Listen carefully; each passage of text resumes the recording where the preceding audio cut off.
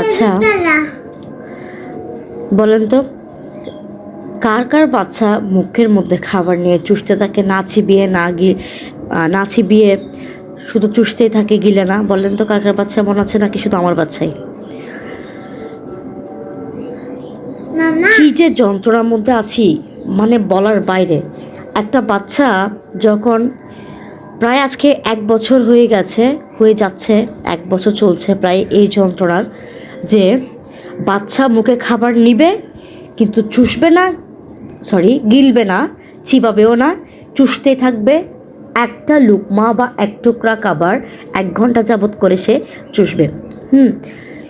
সকাল কি দুপুর কি বিকেল কি রাতে কি নাস্তা কি হচ্ছে ভাত তরকারি, সেটা যতই লিকুইড হোক বা সলিড হোক, যেমনই হোক না কেন, মানে কখনোই সেটা চিবাবে না, কখনোই গিলবে না, মুখে নিয়ে বসে থাকবে। আমার বাচ্চাকে আমি সব কিছু হোমমেড খাবারই আমি করি আর কি, রেডি করি সব কিছু হোমমেডভাবে। তো কোনো বাইরের খাবার অ্যালাউ করি না, কোনো বাইরের খাবার তাকে আমি দিই না এখনও পর্যন্ত। ইনশাল্লাহ আগামী 2-3 বছর দিবও না, ইনশাল্লাহ চেষ্টা করবো আর কি না দেওয়ার। তো আমি বাসার মধ্যে সমস্ত রকম খাবার আমি নিজেই মেক করি, এবং আমি ট্রাই করি যে এক এক সময় এক এক খাবার রেডি করতে। যেমন আমি যেটা সকালে নাস্তা হিসেবে ব্রেকফাস্ট হিসেবে বানাই, সেটা আমি বিকেলে দিই না। তো যেটা দুপুরে লাঞ্চ হিসেবে দিই সে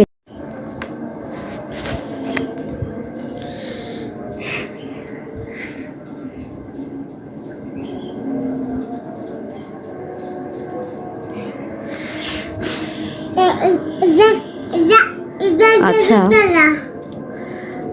বলেন তো কার কার বাচ্চা মুখের মধ্যে খাবার নিয়ে চুষতে থাকে না চিবিয়ে শুধু চুষতেই থাকে, গিলে না? বলেন তো কার কার বাচ্চা মনে আছে, নাকি শুধু আমার বাচ্চাই?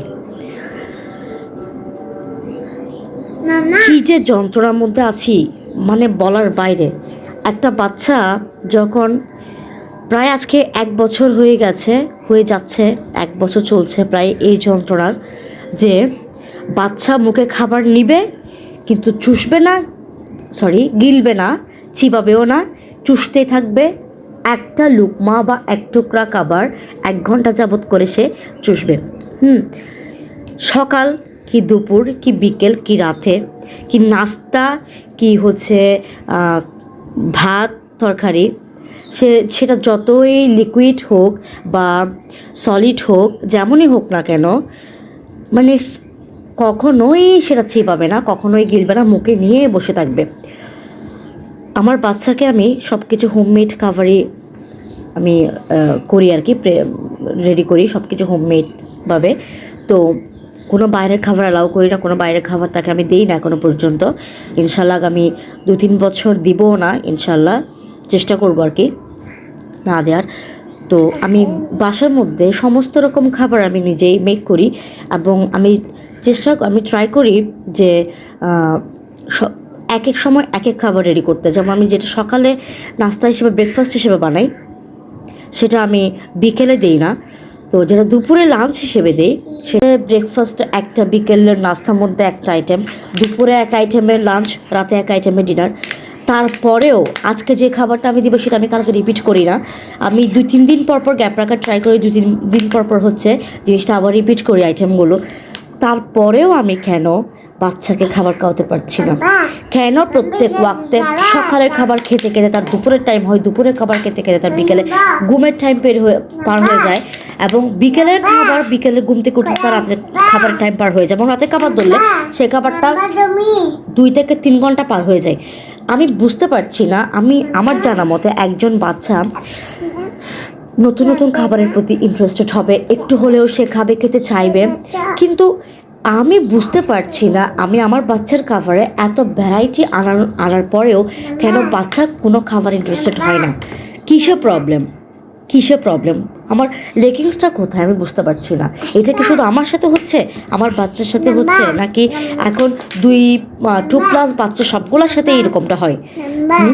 আমি তো বুঝতে পারছি না, আমাকে আপনারা বলেন তো যে আপনাদের কাদের বাচ্চা এরকম করে, মানে কারা কোন কোন বাচ্চারা এভাবে ঠিক করে খেতে চায় না, কি এটা কি ম্যাক্সিমাম নাকি মিনিমাম কোনটা? তো এত এত খাবারের ভ্যারাইটি আনার পরেও যখন বাচ্চা খাবার খেতে চায় না, যখন এই খাবারটা সার্ভ করি তখন যখন বাচ্চা মুখটা বন্ধ করে রাখে, দৌড়াদৌড়ি করতে থাকে খাবার না খাওয়ার জন্য, কেমনটা লাগে আপনি বলেন? আপনারাই বলেন যে দিনে 4 বার যদি একটা বাচ্চাকে ধরে ধরে খাবার খাওয়ানো লাগে, আমি একটা একা মানুষ কীভাবে সহ্য আসে, কতক্ষণ মানুষ সহ্য করতে পারে, বরদাস্ত করতে পারে? এমনও সময় যায় যে আমি ওকে 4 বেলায় অনেক সময় মারধর করে ফেলি, একটু হলো চিল্লাপাল্লা করতে করতে কেমন জানি সাইকো হয়ে যাচ্ছে, বাচ্চার সাথে খালি খাবার নিয়ে চিল্লাপাল্লা করতে করতে। আমার সকালটা স্টার্ট হয় চিবাও গিলো এই ওয়ার্ডগুলো দিয়ে, এবং শেষটাও হয় চিবাও গিলো এই ওয়ার্ডগুলো দিয়ে। আমি শুধু জানতে চাচ্ছি কি এই ঘটনা কি শুধু আমার সাথে, আমার বাচ্চাদের সাথে, নাকি সব মায়েদের ক্ষেত্রে সেম ঘটনা, ম্যাক্সিমাম মায়েদের ক্ষেত্রে সেম ঘটনা, ম্যাক্সিমাম বাচ্চাদের ক্ষেত্রে সেম ঘটনা ঘটছে? আমি শুধু এটাই জানতে চাচ্ছি আপনাদের কাছ থেকে, যাতে আমি নিজেকে একটু শান্ত করতে পারি, একটু রিল্যাক্স করতে পারি যে হ্যাঁ এটা শুধু আমার বাচ্চা না, প্রত্যেকেরই প্রবলেম।